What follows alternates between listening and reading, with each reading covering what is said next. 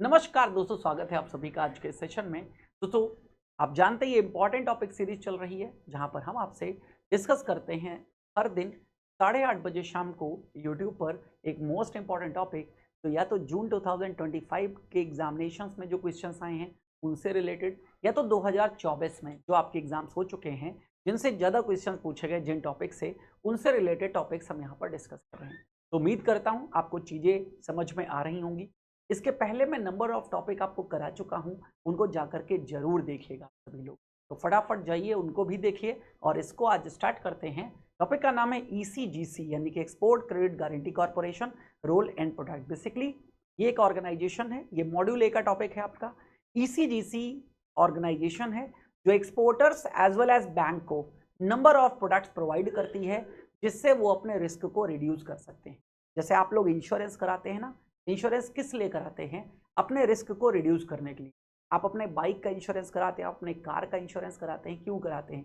क्योंकि अगर खुदा ना खास्ता कहीं कोई दिक्कत आई और खर्चा ज़्यादा हुआ, वो पैसा एट दैट टाइम मेरे पास नहीं होगा, तो इंश्योरेंस कंपनी मुझे सपोर्ट करेगी।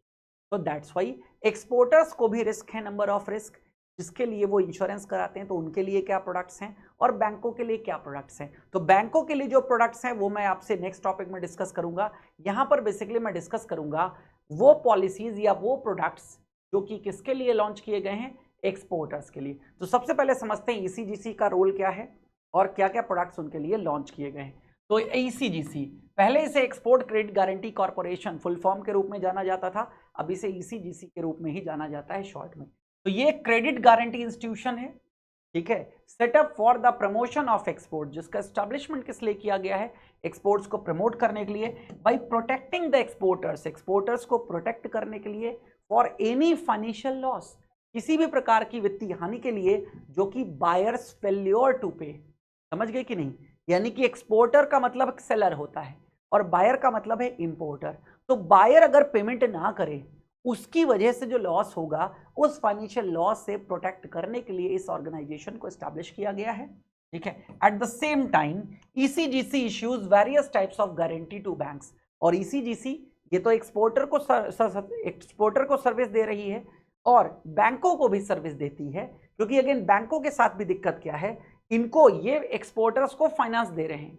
तो अगर एक्सपोर्टर डिफॉल्ट होता है तो इनको भी क्या किया जा सके, रिलैक्स किया जा सके, इनकी भी फाइनेंशियल लॉस को कम किया जा सके, which protect bank in case of loss from their advances to exporters. जो एक्सपोर्टर्स को एडवांस दिए गए हैं, अगर एक्सपोर्टर पेमेंट नहीं कर पाता है तो बैंकों को भी उस रिस्क से बचाया जा सके। तो ईसीजीसी दोनों के लिए काम करती है, ध्यान रखिएगा। Then at present ECGC has set before itself the following objectives. ये ईसीजीसी के कुछ ऑब्जेक्टिव्स हैं। To encourage and facilitate globalisation of India state, Bharat का जो व्यापार है उसको ग्लोबलाइज यानी कि वैश्विक स्तर पर ले जाना, यानी कि एक्सपोर्ट को प्रमोट करना। To assist Indian exporters in managing their credit risk, India के जो एक्सपोर्टर्स हैं उनको क्रेडिट रिस्क मैनेज करने के लिए, ठीक है, इनकरेज करना। By providing timely information, again ECGC के पास नंबर ऑफ कंट्रीज की इंफॉर्मेशन होती हैं, जैसे एक बैंक के पास इंफॉर्मेशन होती है कि अगेन किसको पैसा उधार देना है, किसको उधार नहीं देना है, तो उनके पास हिस्ट्री है ना। जैसे आपकी भी सिबिल के थ्रू हिस्ट्री मेंटेन करी जा रही है, तो बैंक सिबिल से ये हिस्ट्री मांग सकते हैं कि इस पर्सन को लोन देना चाहिए कि नहीं लेना चाहिए, उसकी क्रेडिट वर्दीनेस है उनके पास, यानी कि रिकॉर्ड। ऐसे ईसीजीसी जो इंपोर्टर्स हैं उनका भी डेटा रखता है, आपको बता देगा कि इनको सामान बेचो कि ना बेचो, क्योंकि ऐसे बहुत सारे लॉसेस वो देख चुका है पहले ही। तो credit worthiness and timely information of the buyer, bankers and the countries, ये सारी इंफॉर्मेशन देता है। To protect the Indian exporters, ठीक है, इंडियन एक्सपोर्टर्स को प्रोटेक्ट करना किससे? अगेंस्ट अनफॉरसीन लॉसेज, जो लॉसेज आपने नहीं देखी हैं, which may arise due to failure of the buyer, buyer के फेल्योर की वजह से, ठीक है, या बैंक्स जो प्रॉब्लम्स फेस कर रहे हैं, ठीक है। By providing cost effective credit insurance cover, और प्रोवाइड क्या करता है? बेसिकली कॉस्ट इफेक्टिव, यानी कि कम से कम कीमत में इंश्योरेंस कवर आपको प्रोवाइड करता है। जैसे आप बहुत सारे ऐड देखते हो टीवी में, ठीक है, पॉलिसी बाजार का बहुत ऐड आपने टीवी पे देखा होगा कि क्या होगा अगर आप नहीं होगे तो आपके पीछे का क्या होगा। तो वो बेसिकली जैसे इंसानों के लिए है, ठीक है, अगेन आपके लिए बताया जाता है, ये एक्सपोर्टर्स और बैंक्स के लिए तो है। इंश्योरेंस का कॉन्सेप्ट सेम सबके लिए, बट प्रोडक्ट अलग अलग होते हैं। आपके लिए लाइफ इंश्योरेंस है, टर्म इंश्योरेंस है, इनके लिए क्या क्या है वो समझते हैं आगे और जानते हैं। तो बेसिकली इसका और क्या क्या है, to facilitate available of adequate bank finance to the Indian exporters. Indian exporters को, ठीक है, एडिक्वेट बैंक फाइनेंस प्रोवाइड करना, ठीक है, क्या करना, श्योरिटी इंश्योरेंस कवर दे करके, जो फाइनेंस इनको दिया जा रहा है उसकी श्योरिटी दे रहा है ये, ठीक है। Then improved performance in terms of profitability, obviously जब आपके फाइनेंशियल लॉसेस कम होंगे थ्रू कवरेज, तो आपका जो प्रॉफिटेबिलिटी है वो क्या होगा, इंक्रीज होगा। अब प्रोडक्ट्स कौन कौन से ऑफर किए जाते हैं समझ लेते हैं। सबसे पहला प्रोडक्ट यहां पर है जिसको बोलते हैं स्टैंडर्ड पॉलिसीज। स्टैंडर्ड पॉलिसीज यानी कि अगेन क्या होती हैं, standard policies of ECG provide cover for exporters, ठीक है, फॉर शॉर्ट टर्म एक्सपोर्ट्स, जिनको बहुत ही कम समय के लिए एक्सपोर्ट करना है, शॉर्ट टर्म एक्सपोर्ट्स, ठीक है। तो शॉर्ट टर्म एक्सपोर्ट्स के लिए ये पॉलिसीज कवर प्रोवाइड किया जाता है एक्सपोर्टर्स को। The different types of policies are, किस किस प्रकार की पॉलिसीज होती है। पहला, shipment comprehensive risk policy. Shipment comprehensive risk policy यानी कि पूरा ओवरऑल रिस्क कवर है यहां पर। अगेन जैसे आप बाइक की पॉलिसी लेते हो ना, तो दो तरीके की पॉलिसी होती हैं, एक को कंप्रहेंसिव बोलते हो, कंप्रहेंसिव यानी कि सारे रिस्क कवर, एक को बोलते हो थर्ड पार्टी। थर्ड पार्टी में आपकी बाइक का कुछ होगा तो कुछ नहीं मिलेगा, आपकी वजह से किसी थर्ड पार्टी को कोई नुकसान होता है, पता चला किसी को बाइक ठोक दी, वो मर गया, उसकी कंपनी ने क्लेम कर दिया 10 लाख रुपए, तो वो थर्ड पार्टी क्लेम हो गया। समझ गए मेरी बात कि नहीं, आपकी बाइक में क्या हुआ कुछ नहीं मिलेगा, थर्ड पार्टी कवर है। तो अगेन सेम एज यहां पर कंप्रहेंसिव का मतलब है सारे रिस्क कवर हैं, तो कंप्रहेंसिव पॉलिसी दी जाती है जहां पर कॉमर्शियल रिस्क, पॉलिटिकल रिस्क, सारे रिस्क कवर होते हैं। और दूसरा है शिपमेंट, सिर्फ पॉलिटिकल रिस्क है। पॉलिटिकल रिस्क क्या होता है कि वहां पर कोई वॉर छिड़ गया है, उनकी अगेन इकोनॉमी अनस्टेबल हो गई है, इस तरीके के रिस्क अचानक से, ठीक है, पॉलिटिक्स के कारण यानी कि राजनीति के कारण वहां पर किसी भी प्रकार का कोई प्रॉब्लम आया है, तो वही रिस्क सिर्फ कवर होगा, ठीक है। और कॉम्प्रहेंसिव में सारे रिस्क कवर होंगे। तो अगेन स्टैंडर्ड पॉलिसीज में कॉन्ट्रैक्ट कैसा होता है, कंप्रहेंसिव रिस्क पॉलिसीज की बात करेंगे। एक है कॉन्ट्रैक्ट कंप्रहेंसिव रिस्क पॉलिसीज, ये कवर करती है both commercial political risk from the date of contract, जिस दिन से कॉन्ट्रैक्ट होता है उस दिन से। Then contract political risk policy ये कवर करती है सिर्फ और सिर्फ पॉलिटिकल रिस्क। तो अगेन इधर आपने देखा शिपमेंट कंप्रहेंसिव, ठीक है, फिर शिपमेंट पॉलिटिकल, शिपमेंट के बाद क्या है, कॉन्ट्रैक्ट की डेट से, तो contract comprehensive, contract political policy. Then standard policies do not cover the following risk, जो स्टैंडर्ड पॉलिसी है वो कौन से रिस्क को कवर नहीं करती हैं, तो commercial dispute raised by the buyer, कोई भी बायर के द्वारा कोई कॉमर्शियल डिस्प्यूट्स यानी कि आपके आपस का झगड़ा कोई भी है, उसकी वजह से कोई लॉस है तो कवर नहीं होता है। Causes inherent in the nature of goods, ठीक है, यानी कि जो गुड्स है उसके नेचर में ही कोई कमी है, ठीक है, उसकी प्रकृति में कोई दिक्कत है। Buyer's failures to obtain necessary import और exchange authorization from authorities in his country, ठीक है। अगेन बायर यानी कि इंपोर्टर फेल हो रहा है, इंपोर्टर ने नेसेसरी इंपोर्ट या एक्सचेंज अथॉराइजेशन नहीं लिया है अपने देश में, उसकी वजह से कोई लॉस होता है तो कवर नहीं है। Default or insolvency of any agent of the exporter, exporter का कोई एजेंट है उसकी इंसॉल्वेंसी, ठीक है, या फिर डिफॉल्ट होने की वजह से, और कलेक्टिंग बैंक, जो कलेक्टिंग बैंक है उसकी वजह से कोई लॉस हो रहा है, विच can be covered by general insurance, जो कि जनरल इंश्योरेंस में कवर हो रहा है, तो वो यहां पर कवर नहीं होता है, ध्यान रखिएगा। Default or insolvency of any agent of the exporter or collecting bank, जो कलेक्टिंग बैंक है, loss or damage to goods which can be covered by general insurance, तो वो भी यहां पर कवर नहीं होगा, ठीक है। Then exchange rate fluctuation, exchange rate fluctuation की वजह से अगर कोई फाइनेंशियल लॉस है आपका, वो भी कवर नहीं होगा। Failure to the exporters fulfilment of the term of export contract और negligence on his part, exporters के बिहाफ पर भी एक्सपोर्टर का वो लॉस कवर नहीं होगा जो क्या है, आपने टर्म्स को फुलफिल नहीं किया है। एक्सपोर्टर्स के लिए भी नंबर ऑफ टर्म्स होती हैं, अगर उसको फुलफिल नहीं किया है फिर आपको बायर डिफॉल्ट कर रहा है तो क्या है, वो रिस्क कवर नहीं होगा। The cover granted by ECGC on standard policy is 90%, 90% का रिस्क कवर होता है of the value of the export. अगर वैल्यू ऑफ एक्सपोर्ट 1 लाख रुपए है तो याद रखिएगा कवर सिर्फ कितने का मिला हुआ है आपको, 90,000 रुपए का कवर मिला है, 90% कवर्ड है यहां पर। The premium for such policies varies from different countries and payment terms, आप कहां सामान भेज रहे हो अपना, तो अलग अलग कंट्री के बिहाफ पर और अलग अलग पेमेंट टर्म्स के बिहाफ पर प्रीमियम वैरी करता है, ध्यान रखिएगा। तो प्रीमियम फिक्स नहीं है यहां पर। फिर बात आती है स्मॉल एक्सपोर्टर पॉलिसी, यानी कि जो छोटे छोटे एक्सपोर्टर्स हैं उनके लिए पॉलिसी है। द स्टैंडर्ड पॉलिसी जो कि शिपमेंट कंप्रेहेंसिव रिस्क पॉलिसी है, issued by the corporation to exporters, is a declaration type of policy and is issued to cover shipment that may be made in period of 24 months ahead। ठीक है, 24 महीने, नाम ही है small exporters policy. तो standard policy है ये, जिसको shipment comprehensive risk policy के नाम से जानते हैं, जो इश्यू किया जा रहा है, ठीक है, किसके द्वारा? कॉर्पोरेशन के द्वारा, ठीक है, यानी कि ईसीजीसी के द्वारा। किसको? एक्सपोर्टर्स को। Is a declaration type of policy, ये डिक्लेरेशन टाइप ऑफ पॉलिसी है, ठीक है, जो शिपमेंट कवर करती है, that may made in period of 24 months ahead, ठीक है। Then for the purpose of issuing the policy, a small exporter is defined as an exporter whose anticipated total export turnover for the period of 12 months ahead is not more than rupees 50 lakh project export turnover। अब small exporter किसे कहोगे? तो जिसका पूरे साल का turnover 50 lakh से ज्यादा का नहीं है, उसके लिए पॉलिसी दी जाती है, इसीलिए इसे स्मॉल एक्सपोर्टर पॉलिसी के नाम से जानते हैं। पॉलिसी प्रोवाइड करती है कवर अगेंस्ट कॉमर्शियल रिस्क, ठीक है, commercial risk covering insolvency of the buyer, buyer default करता है, बायर दिवालिया हो जाता है, ठीक है, बायर फेल्योर, ठीक है, buyer to make the payment due within 2 months, ठीक है, अगेन जिस दिन पेमेंट ड्यू था उसके 2 महीने तक उसने पेमेंट नहीं किया है, ठीक है, buyers failure to accept the good, buyer goods को एक्सेप्ट नहीं करता है, ये बताता है क्वालिटी खराब है, कोई और दिक्कत है, due to no fault of the exporter, और एक्सपोर्टर का कोई फॉल्ट नहीं होता है लेकिन फिर भी इंपोर्टर लेने से मना कर देता है, तो भी एक्सपोर्टर का लॉस हो जाएगा, ठीक है। इन सब के अगेंस्ट में जो रिस्क होगा उसको कवर किया जाता है। Then it also provides cover against political risk. अभी आपने देखा था कंप्रेहेंसिव है, सारे रिस्क कवर हैं, पॉलिटिकल रिस्क भी कवर होता है यहाँ पर।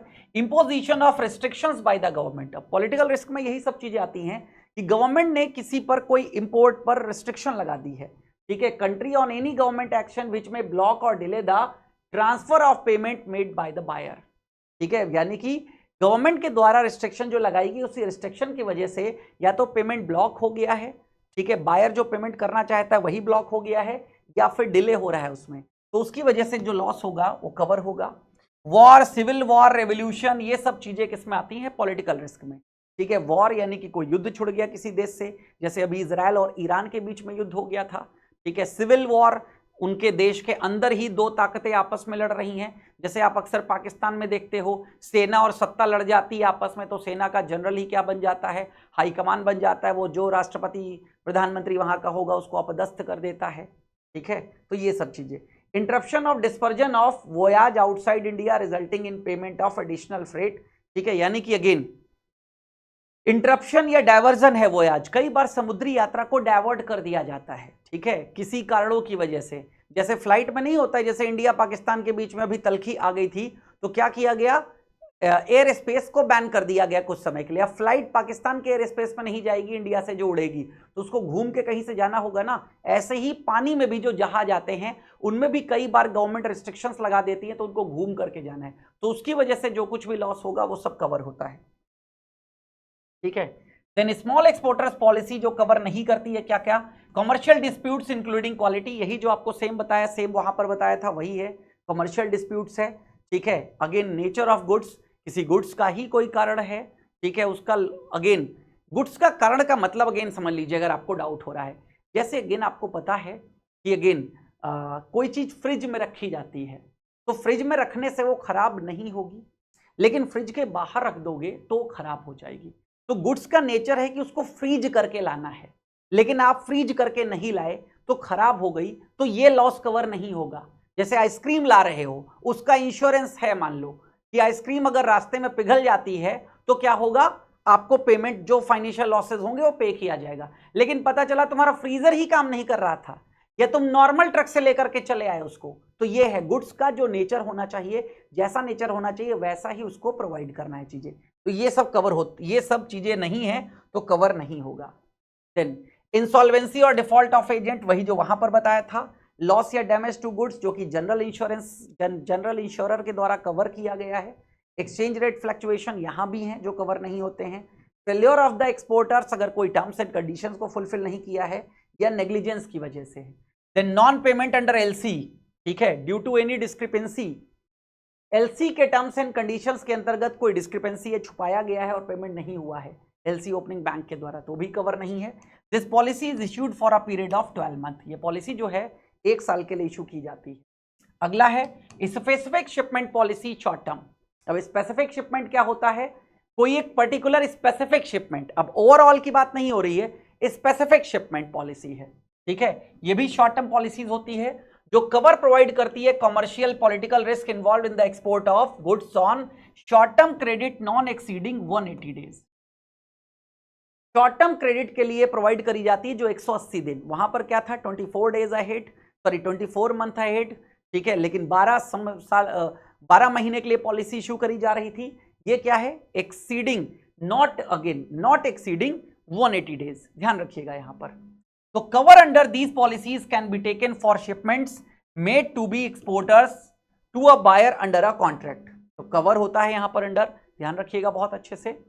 Then these policies can be availed by exporters who do not hold comprehensive policy covering shipment, पूरे शिपमेंट की जो comprehensive policy है वो नहीं है, तभी स्पेसिफिक शिपमेंट पॉलिसी मिलेगी शॉर्ट टर्म की। Specific shipment policies commercial and political risk cover करती है। Specific shipment political risk cover भी अवेलेबल है, अगर आप कंप्रहेंसिव नहीं चाहते हो, सिर्फ पॉलिटिकल रिस्क कवरेज चाहते हो तो वो भी यहां पर आपको मिल जाएगी, ठीक है। Specific shipment insolvency and default, LC opening bank and political risk policy भी आपको यहां पर मिल जाएंगी।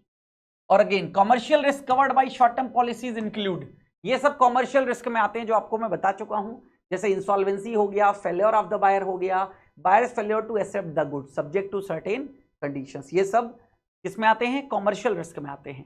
और कंट्री पॉलिटिकल रिस्क आपको मैंने बता ही दिया कि वॉर है, सिविल वॉर है, कोई ऐसे सिचुएशंस है, वो सब कवर होती है। Political risk covered under the policy same as है, वॉर, सिविल वॉर, रेवोल्यूशन, जो आपने भी पढ़ा था ना, इंपोर्ट रिस्ट्रिक्शंस है या कैंसलेशन है या वोयाज को डाइवर्ट करने वाली कोई रूल्स एंड रेगुलेशंस हैं, ये सब कवर होती हैं यहाँ। देन शॉर्ट टर्म पॉलिसीज में क्या कवर नहीं होता है, तो कमर्शियल डिस्प्यूट्स जो वहां पर आपने पढ़ी सेम है यहाँ पर, नेचर ऑफ गुड्स, ठीक है, बायर्स फेलियर सेम है, इसीलिए मैं आपको नहीं बता रहा हूं डिटेल में क्योंकि ये आप पीछे पढ़ चुके हो, जो वहां पे कवर नहीं है वो इस पॉलिसी में भी कवर नहीं है, सेम एज है। अगला आता है एक्सपोर्ट्स या स्पेसिफिक बायर पॉलिसी। अब यहां पर स्पेसिफिक, ठीक है, अगेन इसके पहले आपने क्या पढ़ा था, इसके पहले आपने पढ़ा है, ठीक है, जस्ट अ मिनट, आपने पढ़ा है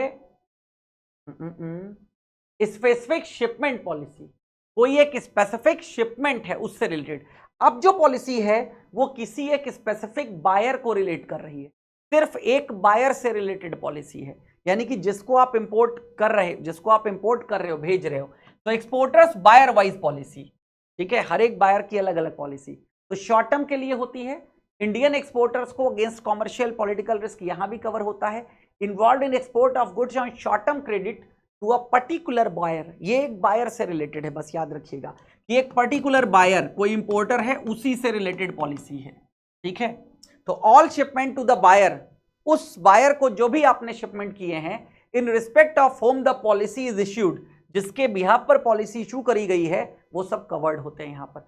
however there is a provision to permit exclusion of shipments under LC, कुछ प्रोविजंस होते हैं जिनके अंतर्गत अगर एलसी के थ्रू, ठीक है, कवर्ड है पूरा पेमेंट, तो वहां पर एक्सक्लूजन रहता है शिपमेंट्स का। तो these policies can be availed by exporters who do not hold standard policy, जिनके पास स्टैंडर्ड पॉलिसी नहीं है, also by exporters already having standard policy, यानी कि दोनों लोग अवेल कर सकते हैं इस पॉलिसी के बेनिफिट्स, कोई स्टैंडर्ड पॉलिसी कवर्ड है तो भी, नहीं है तो भी। These policies are of 3 types, 3 प्रकार की होती हैं, बायर वाइज जिसमें कमर्शियल पॉलिटिकल रिस्क कवर होता है शॉर्ट टर्म के लिए, buyer wise political risk only short term के लिए, और buyer wise insolvency and default of LC opening bank, 3 प्रकार की, एक buyer wise commercial political risk cover, एक ओनली पॉलिटिकल रिस्क कवर है, एक अगर इंसॉल्वेंसी होती है एलसी ओपनिंग बैंक के द्वारा, यानी कि ये जो एक्सपोर्ट है लेटर ऑफ क्रेडिट के थ्रू कवर्ड है, लेकिन लेटर ऑफ क्रेडिट का पेमेंट करने से बैंक ने मना कर दिया है। तो ये 3 प्रकार की पॉलिसीज होती हैं और आगे की कहानी लगभग वही है। तो आगे अगली जो पॉलिसी है उसको बोलते हैं बायर एक्सपोजर पॉलिसी, किसी पर्टिकुलर बायर के थ्रू एक अमाउंट आप फिक्स कर दोगे, तो buyer exposure policy, the buyer exposure policy is a specialised form of export credit insurance offered by ECGC for large exporters, बड़े बड़े एक्सपोर्टर्स के लिए है। It is design to protect against risk arising from a particular overseas buyer based on the exporters expected trade exposure, यानी कि एक particular buyer के लिए है इंपोर्टर, लेकिन ठीक है ये बड़ा एक्सपोर्टर है, तो एक बड़ा एक्सपोर्टर पूरे साल में क्या उससे एक्सपेक्ट करता है, कितने रुपए का ट्रेड हो सकता है, कितना एक्सपोजर हो सकता है, उसके लिए पॉलिसी काम आती है। ठीक है, ऑब्जेक्टिव क्या है, to provide customised credit risk protection. तो यहां पर एक पर्टिकुलर बायर के लिए है, एक्सपोजर पॉलिसी है, तो क्रेडिट रिस्क प्रोटेक्ट होता है यहां पर। To large exporters with high value या रिपीटेड ट्रांजेक्शंस, एक साल में कितने ट्रांजेक्शंस आप उसके साथ कवर करोगे उसका एक एक्सपेक्टेशंस पूरा कवर है यहां पर। फोकस करता है expected exposure rather than individual shipment और कॉन्ट्रैक्ट। तो इंडिविजुअल शिपमेंट या कॉन्ट्रैक्ट पर यह पॉलिसी नहीं होती है, ये एक्सपोजर पे पॉलिसी होती है, कितना करोगे। ठीक है, टाइप ऑफ पॉलिसी, अब अगेन बायर एक्सपोजर पॉलिसी कितने प्रकार की होती है, two type of exposure policy, एक कवरिंग करती है risk on a specific buyer and another for covering the risk on all buyers. ठीक है, एक स्पेसिफिक बायर, एक ऑल बायर, दो प्रकार की पॉलिसीज यहां पर बनाई जाती है। फिर आती है एक्सपोर्ट टर्नओवर पॉलिसी, यानी कि आपका एक्सपोर्ट का टर्नओवर कितना है उसके आधार पर आपको पॉलिसी दी गई है। तो एक्सपोर्ट टर्नओवर पॉलिसी ये क्या है, variation of the standard policy for the benefit of large exporters who contribute not less than 10 lakh per annum towards premium. ये पॉलिसी उन्हीं के लिए है जो साल में 10 लाख रुपए से कम का प्रीमियम का पेमेंट नहीं करते हैं। ईसीजीसी को 10 लाख प्रीमियम रहता है एक साल का, सोचिए। ठीक है, तो therefore all the exporters whose turnover is likely to exceed the premium payable to ECGC by ₹10 lakh in a year are entitled to avail of it, वो इस पॉलिसी को ले सकते हैं। ठीक है, तो उम्मीद करता हूं ये सारे के सारे प्रोडक्ट्स ईसीजीसी के द्वारा किसको दिए गए हैं, ये सारे प्रोडक्ट्स ईसीजीसी के द्वारा एक्सपोर्टर्स को दिए जाते हैं। तो ये टॉपिक आपका यहां पर कंप्लीट होता है, समझ में आ गया होगा किस किस प्रकार के प्रोडक्ट्स होते हैं और किन को ऑफर किए जाते हैं, उनके टर्म्स एंड कंडीशंस क्या होते हैं और कौन से ऑफर नहीं किए जाते हैं। तो अगेन आप बात कर लेते हैं आपसे CA IIB महापैक की।